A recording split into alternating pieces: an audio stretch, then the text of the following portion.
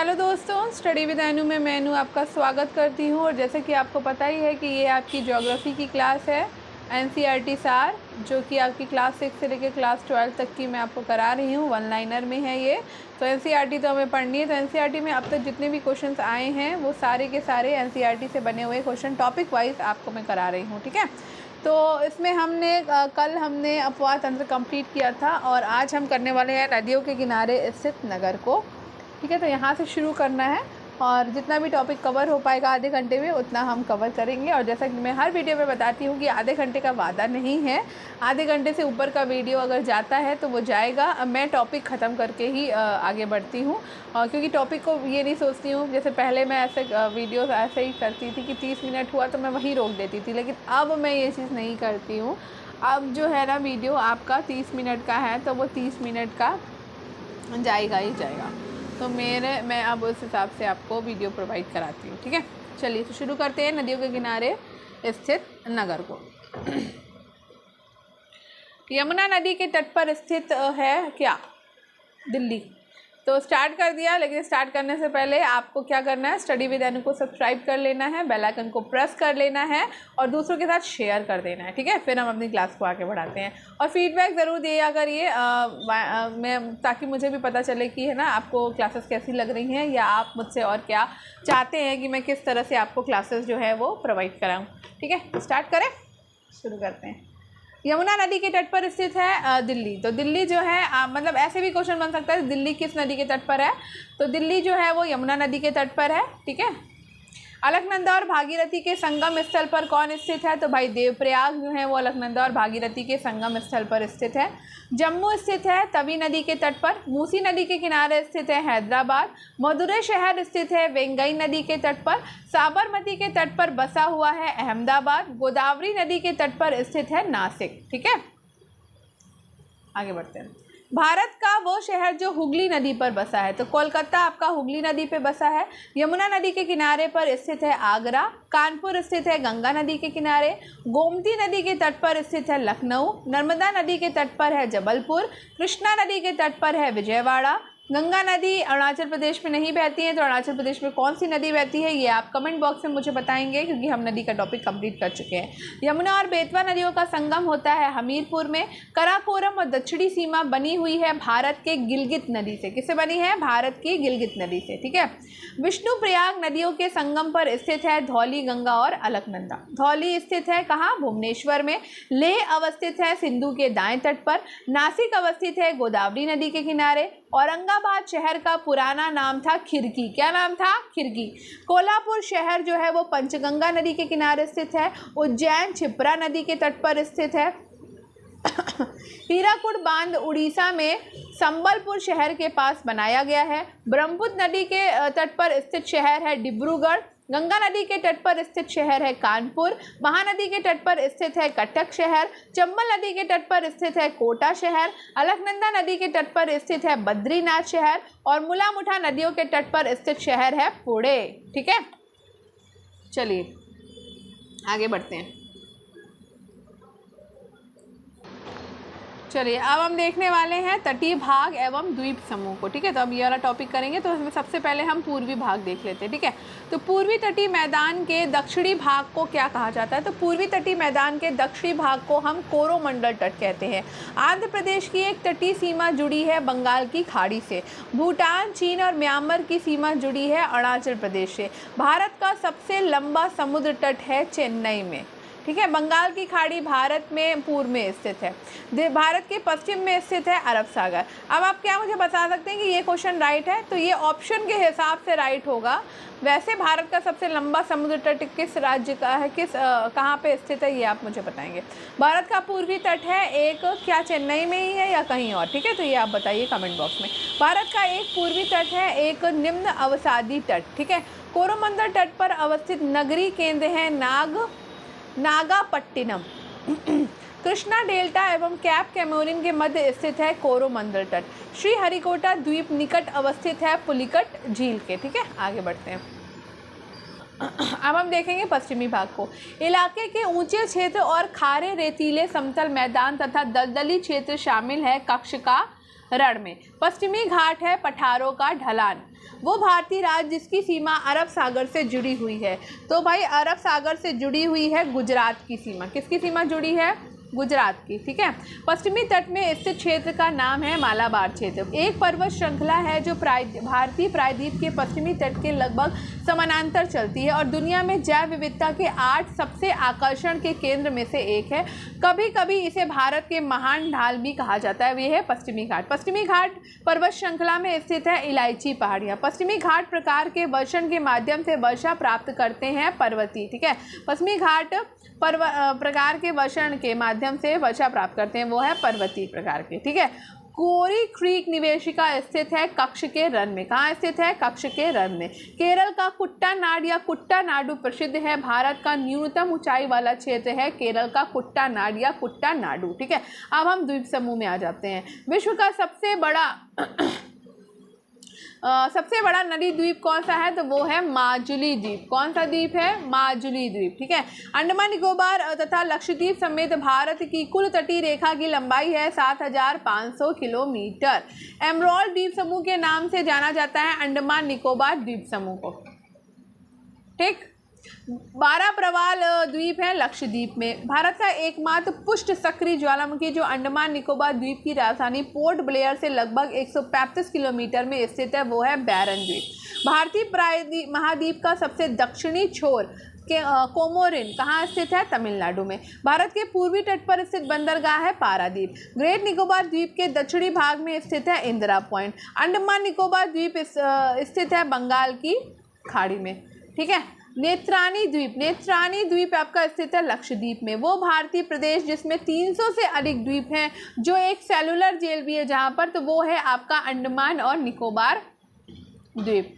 ठीक है। अंडमान निकोबार द्वीप समूह पर स्थित इंदिरा पॉइंट के निकटतम है मलेशिया। अंडमान निकोबार द्वीप समूह का एक द्वीप नहीं है अमीन दीवी द्वीप। तो अमीन दीवी द्वीप कहाँ का द्वीप है ये आप मुझे बताएंगे कमेंट बॉक्स में।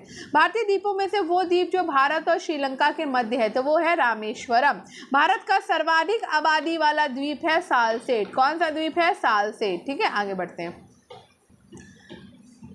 पाक की खाड़ी अवस्थित है। तो पाक की खाड़ी आपकी मन्नार की खाड़ी तथा बंगाल की खाड़ी के बीच में स्थित है।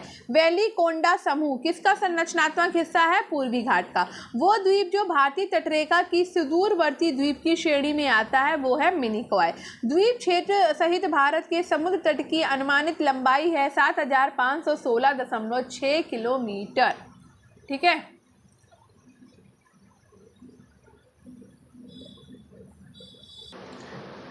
अंडमान निकोबार द्वीप समूह में 572 द्वीप शामिल है। कितने द्वीप शामिल हैं? 572। ठीक है।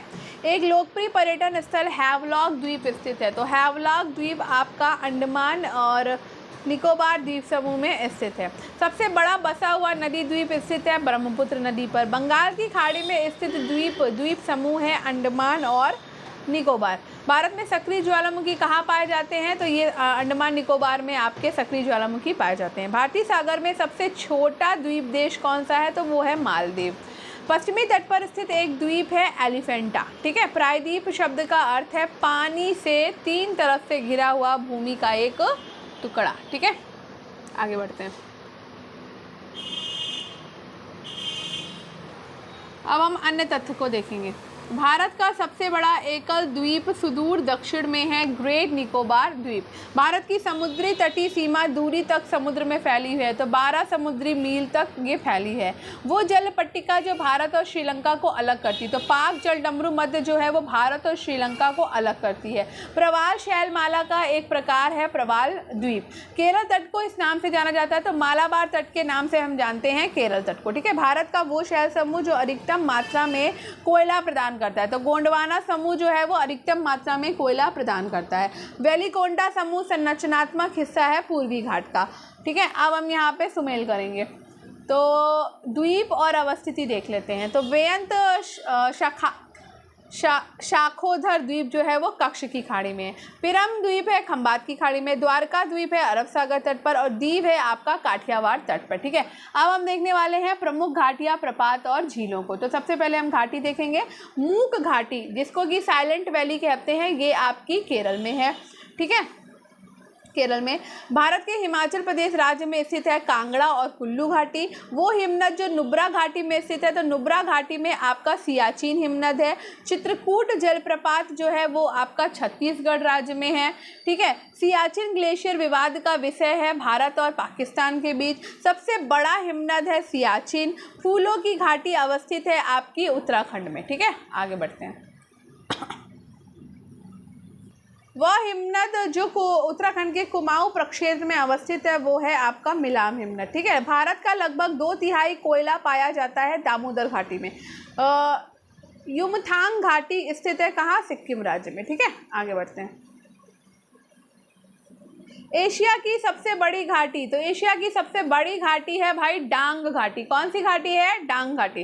पर्यटक स्थल अरकू घाटी दक्षिण भारत के विशाखापत्तनम शहर के निकट में स्थित है। भारत की विशाल घाटी कहा जाता है गांडी कोटा की विशाल घाटी को। गांडी कोटा घाटी जिसे भारत की बृहद घाटी यानी ग्रैंड कैन्यन ऑफ इंडिया भी कहा जाता है, आंध्र प्रदेश में स्थित है। अब हम पढ़ने वाले हैं प्रपात।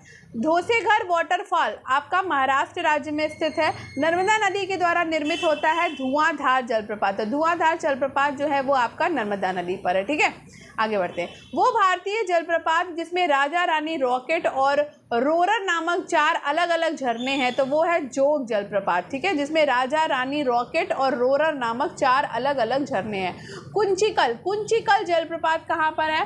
तो कुंचिकल जलप्रपात है आपका कर्नाटक में। ठीक है, भारतीय राज्य कर्नाटक में स्थित है। तो भारतीय राज्य कर्नाटक में स्थित है आपका जोग जलप्रपात। चित्रकूट जलप्रपात भारत के राज्य में स्थित है। तो चित्रकूट जलप्रपात जो है वो छत्तीसगढ़ राज्य में स्थित है। कहाँ पर स्थित है? छत्तीसगढ़ में। वह बांध जिसके निर्माण के लिए विश्व बैंक ने शुरू में धन दिया था, परंतु पर्यावरण संबंधी मुद्दों और विस्थापितों के पुनर्वास हेतु भूमि अधिग्रहण की अनिश्चितता के चलते बाद में इस परियोजना से हाथ हटा लिए, वो है सरदार सरोवर बांध। कौन सा बांध है? सरदार सरोवर बांध। ठीक है, बूढ़ा घाघ प्रपात स्थित है बूढ़ी नदी पर। हुंडरू जलप्रपात है सुवर्णरेखा नदी पर। वराही नदी कर्नाटक में कुंचिकल जलप्रपात बनाती है। दूध सागर जलप्रपात गोवा राज्य में है। वेनिया जलप्रपात भारत के मेघालय राज्य में स्थित है। जोग जलप्रपात कर्नाटक राज्य में स्थित है। ठीक है, आगे बढ़ते हैं। शारावती नदी जोग जलप्रपात सृजित करती है, जिसे गरसोप्पा जलप्रपात भी कहा जाता है। सिरकी जलप्रपात आपका अरुणाचल प्रदेश में है। चुलिया जलप्रपात है राजस्थान में। झारखंड में स्थित जलप्रपात है हुंडरू जलप्रपात जो है वो सुवर्णरेखा नदी पर बना हुआ है। धोसेघर जलप्रपात जो है वो महाराष्ट्र में है। होगेनकल जलप्रपात आपका तमिलनाडु राज्य में स्थित है। होगेनकल जलप्रपात कावेरी नदी पर है तमिलनाडु में। ठीक है, अब हमको यहाँ पे जलप्रपात और नदियों का मिलान करना है। तो शिव समुद्रम आपका जलप्रपात जो है वो कावेरी नदी पे बना है। जोग जलप्रपात शारावती नदी पर है। वट्टरपराई जलप्रपात आपका पजियार नदी पर है। और धुआंधार जलप्रपात जो है वो आपका नर्मदा नदी पर बना हुआ है। ठीक है, अब आगे बढ़ते हैं। एक सेकेंड। किरनम झरना आपका स्थित है मेघालय राज्य में। कहाँ स्थित है? मेघालय में। गोवा कर्नाटक सीमा पर दूध सागर जलप्रपात जो है वो मांडवी नदी के द्वारा उद्भव है। हिमाचल प्रदेश आपका में हिमड़ीकर्ण जो गर्म झरना है वो हिमाचल प्रदेश में है। तप्त पानी आपका उड़ीसा में है। वर्जेश्वरी महाराष्ट्र में है। और नारायणी आपका राजस्थान में है। ठीक है, अब भारत के हम जलप्रपात देखेंगे और उनकी अवस्थिति देखेंगे। ठीक, बरकाना जलप्रपात कर्नाटक में है। खंडाधार उड़ीसा में है। वाझाचल केरल में है। और पलानी आपका हिमाचल प्रदेश में। अब हम देखने वाले हैं झीलों को। ठीक है, तो अब झीलें पढ़ने वाले हैं हम। उड़ीसा राज्य में स्थित भारत की सबसे बड़ी खारे पानी की झील जो महानदी डेल्टा के दक्षिणी ओर स्थित है वो है चिल्का झील। चिल्का झील स्थित है उड़ीसा में। तैरते हुए द्वीप फुमडी झील की अनूठी विशेषता है लोकटक झील। ठीक है, क्या विशेषता है? लोकटक झील। खारे पानी की झील कौन सी है? तो भाई पुलिकट झील जो है वो आपकी खारे पानी की झील है। ठीक है, आगे बढ़ते हैं।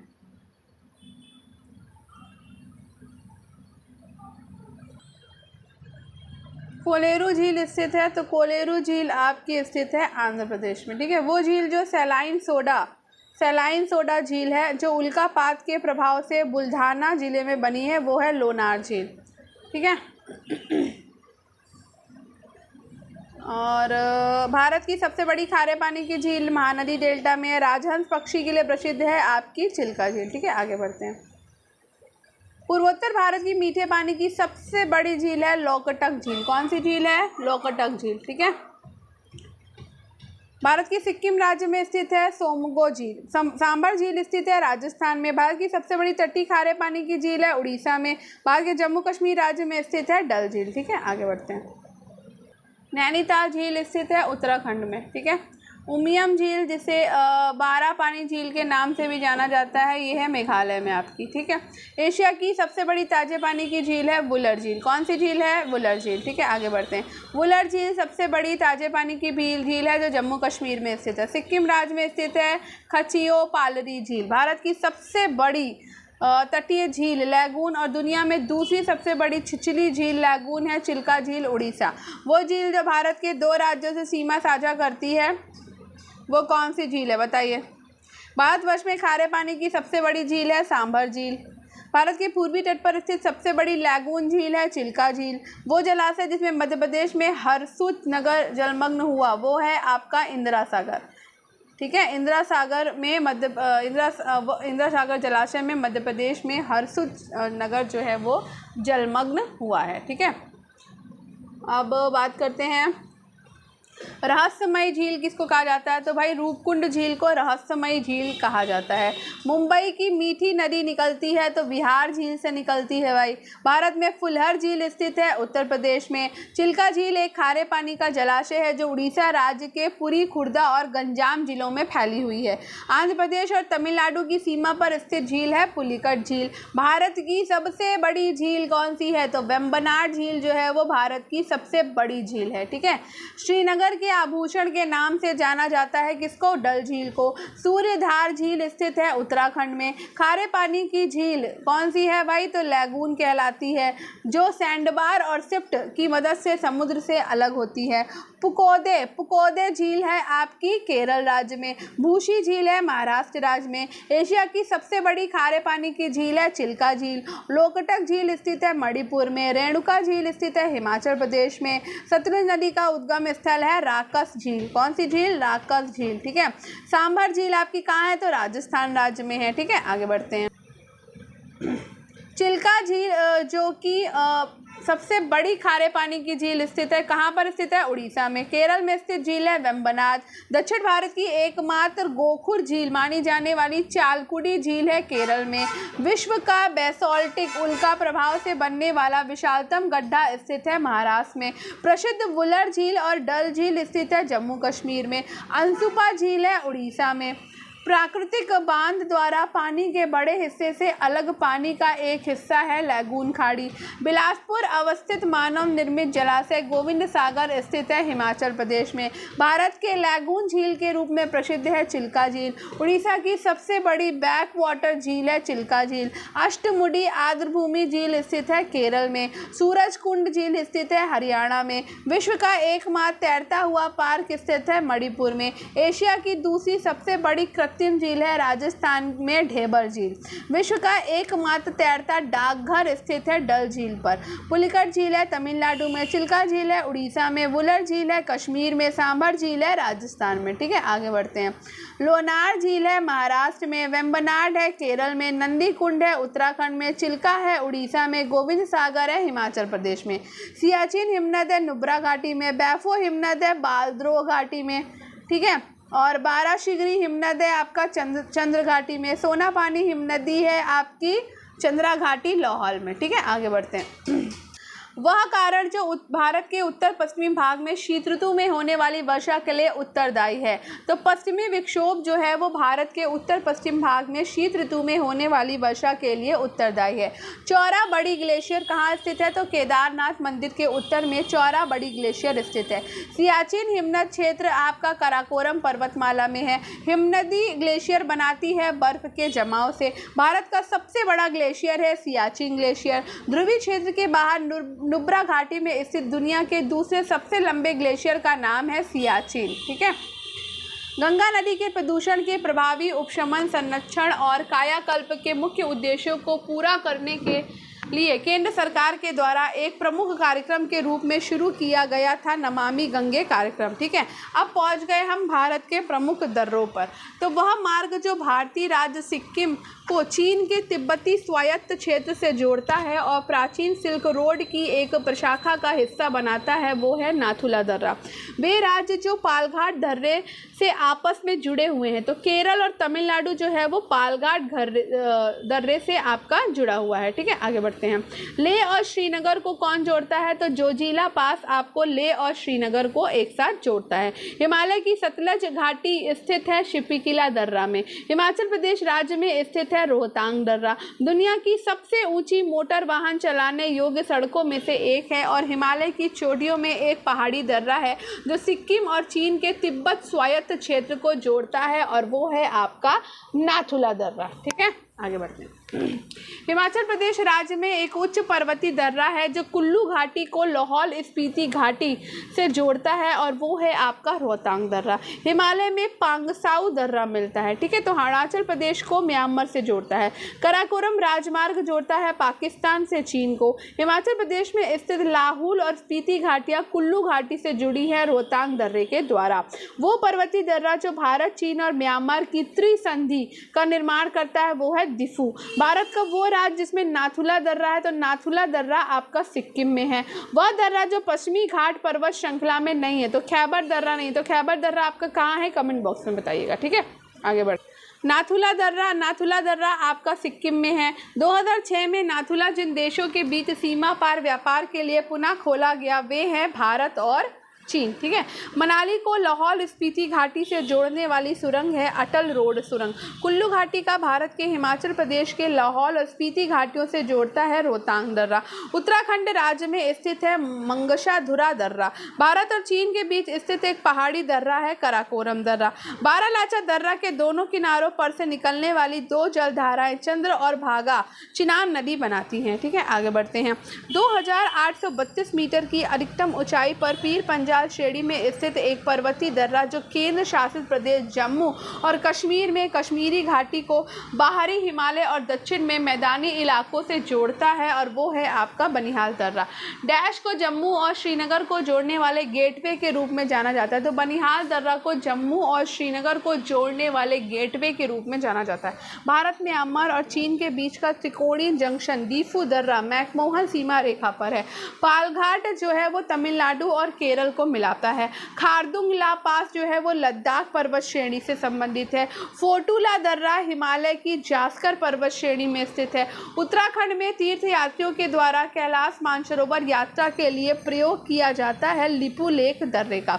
ठीक है, मुलिंगला दर्रा मुलिंगला दर्रा उत्तराखंड और तिब्बत को जोड़ता है और गंगोत्री के उत्तर में स्थित है। तुआंग और ल्हासा को जोड़ने वाले दर्रे का नाम है बुमला दर्रा। कौन सा दर्रा है? बुमला दर्रा। उत्तर में नीलगिरी और दक्षिण में अन्नामलाई पहाड़ियों के बीच में स्थित है पालघाट दर्रा। बोमेडिला दर्रा जो है अरुणाचल प्रदेश राज्य में स्थित है। नीलगिरी पहाड़ियों के दक्षिणी छोर पर स्थित दर्रे को क्या कहते हैं? तो नीलगिरी पहाड़ियों पर दक्षिणी छोर पर स्थित दर्रे को कहते हैं हम पलक्कड़ की खाड़ी। क्या कहते हैं? पलक्कड़ की खाड़ी। ठीक। डंकन पास जो है वो दक्षिणी अंडमान और छोटा अंडमान में स्थित है। पश्चिमी घाटों का प्रमुख अंतराल आपका कहाँ पर स्थित है? तो पश्चिमी घाटों का प्रमुख अंतराल जो है वो आपका पालघाट में स्थित है। भारत और चीन के मध्य स्थित 3 व्यापारिक जांच चौकियों में शामिल नहीं है खैबर दर्रा। आगे बढ़ते हैं। भारत और चीन के बीच स्थित कराकोरम दर्रा नामक पहाड़ी दर्रा स्थित है कारगिल के निकट। दीफू दर्रा कहाँ है? तो अरुणाचल में है, अरुणाचल हिमालय में। दक्षिण पश्चिम भारत के पश्चिमी घाट पर्वत श्रृंखला में एक महत्वपूर्ण पर्वतीय दर्रा है जो नीलगिरी पहाड़ियों को उत्तर और अन्नामलाई पहाड़ियों को दक्षिण से जोड़ता है। ये है आपका पलक्कड़ दर्रा। वह दर्रा जो पश्चिमी घाट के शिखर पर स्थित है और मुंबई को पुणे से जोड़ता है वो है भोरघाट दर्रा। खैबर पास पाकिस्तान को जोड़ता है अफगानिस्तान से। ठीक है, आगे बढ़े।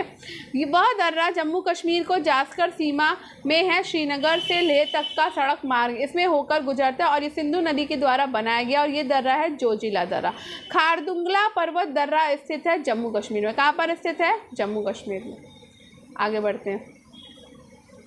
बोलन दर्रा आपका पाकिस्तान में स्थित है। जेलेपला और नाथुला दर्रा स्थित है सिक्किम में। जोजिला और बुर्जिला दर्रा है जम्मू कश्मीर में।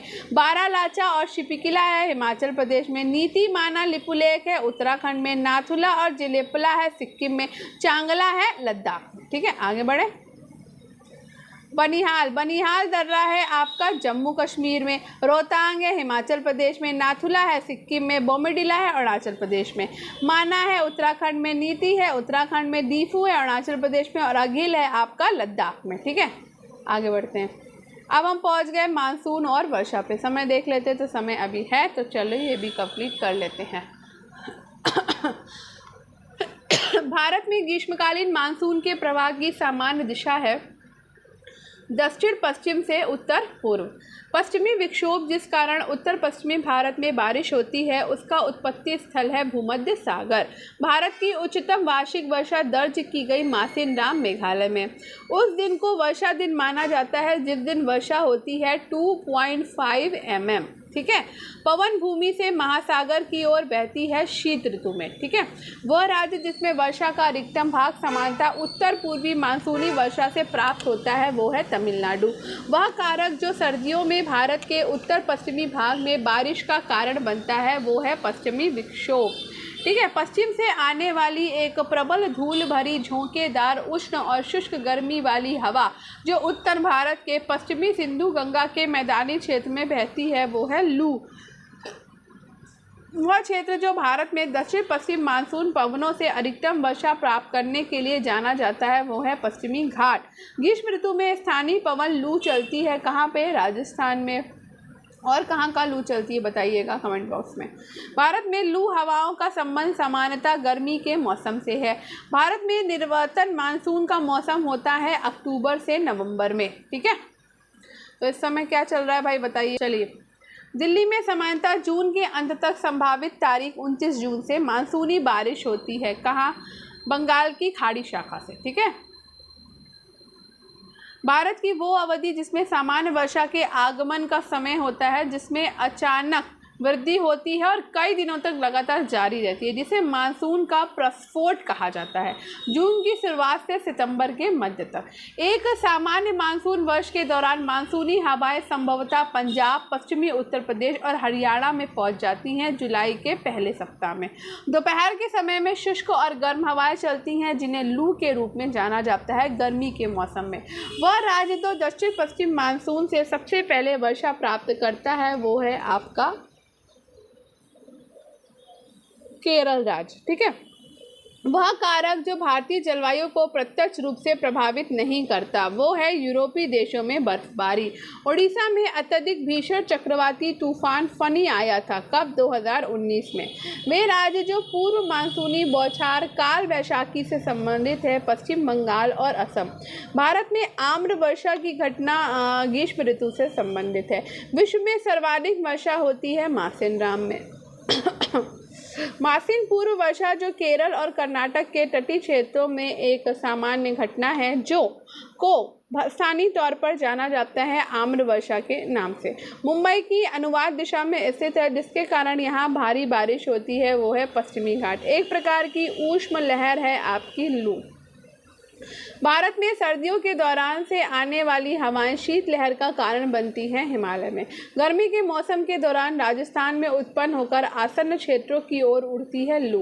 दक्षिण पश्चिम मानसून उत्पन्न होता है हिंद महासागर में। राज्यों का उनमें मानसून आरंभ होने की तिथियों का आरोही क्रम है केरल, पश्चिम बंगाल, उत्तर प्रदेश और राजस्थान। शीतकालीन वर्षा होती है तमिलनाडु में। भारत में मानसून उत्पत्ति करने वाली पवन है दक्षिण पश्चिम पवन। भारत की जलवायु पर प्रभुत्व है मानसून का। भारत का वो राज्य जहाँ मानसून सबसे पहले पहुँचता है तो वो है केरल। ठीक है, वर्षा की मात्रा निर्भर करती है वायुमंडल में नमी पे। दक्षिण पश्चिम मानसून काल में सबसे कम वर्षा वाला स्थान है चेन्नई, एक ऐसे क्षेत्र में जहां वार्षिक वर्षा 200 सेंटीमीटर से अधिक होती है और ढलाव पहाड़ी स्थल है। इसकी खेती अभिष्ट होगी चाय से। भारत का वो क्षेत्र जहां औसत 200 मिलीमीटर वर्षा होती है वो है आपका जम्मू कश्मीर। ठीक है, आगे बढ़ते हैं। वह स्थान जहाँ पर सबसे कम वार्षिक वर्षा होती है, तो सबसे कम वार्षिक वर्षा लेह में होती है। भारत में वर्षा का आधिक्य होते हुए भी ये देश प्यासी दृष्टि समझा जाता है। इसका कारण है वर्षा के पानी का तेजी से बह जाना, वर्षा के पानी का शीघ्रता से भाग बनकर उड़ जाना, वर्षा का कुछ थोड़े ही महीनों में तेजी से होना। भारत के उत्तरी मैदानों में शीत वर्षा होती है पश्चिमी विक्षोभों के द्वारा। कलकत्ता में वायु प्रदूषण में सर्वाधिक योगदान है लघु औद्योगिक इकाइयों का। अधिकतम औसत वार्षिक वर्षा वाला राज्य है आपका केरल। ठीक है, आगे बढ़ते हैं। हरियाली योजना कहाँ से संबंधित है? तो हरियाली योजना आपकी जल प्रबंधन से संबंधित है। भारत का वो क्षेत्र जहाँ शीतकाल में वर्षा होती है तो वो है उत्तर पश्चिम। पुनर्भरण योग्य भौम जल संस्थान में सबसे संपन्न राज्य है आपका पश्चिम बंगाल। पूर्वी हिमालय की तुलना में ट्री लाइन का ऊंचाई मान पश्चिमी हिमालय में होता है कम। शुष्क का दशा संदर्भित है निम्न आर्द्रता से। तड़ित मेघ कहते हैं कपासी वर्षा को। लौटती मानसून से वर्षा होती है कोरोमंडल तट पर। भारतीय मानसून उस समय प्रबल होता है जब लालीना भी प्रबल होता है। ठीक है, दक्षिण पश्चिम मानसून की ऋतु के दौरान दक्षिण पूर्वी व्यापारिक पवनों की दिशा दक्षिण पश्चिम होती है। भारत में सर्दी के महीनों के दौरान मौसम मध्य और पश्चिमी एशिया से पृष्ठीय दाब के वितरण से प्रभावित होता है। दक्षिण पश्चिम मानसून काल में जब एक या दो या कई सप्ताह तक वर्षा ना हो तो इस परिघटना को मानसून में विक्षेद कहते हैं। मानसून के निर्वर्तन के दौरान वर्षा होती है तमिलनाडु राज्य में। मुंबई में मानसून की अरब सागर शाखा का अनुमानित आगमन होता है 10 जून को। डैश समय भारत में दक्षिणी पश्चिमी मानसूनी वर्षा होती है, तो दक्षिणी पश्चिमी मानसूनी वर्षा होती है जून से सितंबर के मध्य में। मेघालय की खासी पहाड़ी पर मासिन राम स्थित है। सर्दियों के महीनों में सबसे अधिक वर्षा होती है तमिलनाडु राज्य में। ठीक है, डैश राज्य में दक्षिण पश्चिम मानसून में अल्प वर्षा होती है, तो तमिलनाडु राज्य में दक्षिण पश्चिम मानसून में अल्प वर्षा होती है। वायु के वार्षिक ऋतु परिवर्तन को कहते हैं मानसून। मानसून शब्द जो है वो अरबी शब्द से लिया गया है। खासी पहाड़ियों के दक्षिणी भाग में मासिन राम दुनिया में सबसे अधिक औसत वर्षा प्राप्त करता है। ठीक है, तो अब हम पहुंच गए हैं वन्य जीव वनस्पति और वनस्पतियां वन में। ठीक है, तो आज टाइम हो गया है कंप्लीट। तो आई होप आपको आज का ये वीडियो पसंद आया होगा। तो अगर आपको आज का ये वीडियो पसंद आया हो तो वीडियो को लाइक कर दीजिए, शेयर कर दीजिए और चैनल को सब्सक्राइब करना बिल्कुल मत भूलिए और फीडबैक देना बिल्कुल मत भूला करिए, ताकि मुझे भी थोड़ा मोटिवेशन मिलेगा और सुधार भी करने को मिलेगा कि मुझे क्या क्या चीज़ों में सुधार करना है। ठीक है, तो और आपको क्या क्या कंटेंट चाहिए वो भी आप मुझे बता सकते हैं। मुझसे हो पाएगा तो मैं ज़रूर प्रोवाइड कराऊंगी। ठीक है, तो धन्यवाद। मिलते हैं नेक्स्ट वीडियो में, नेक्स्ट क्लास में, और कल हम करेंगे वन्यजीव वनस्पतियाँ और वन। तब तक पढ़ते रहिए, सफलता ज़रूर मिलेगी।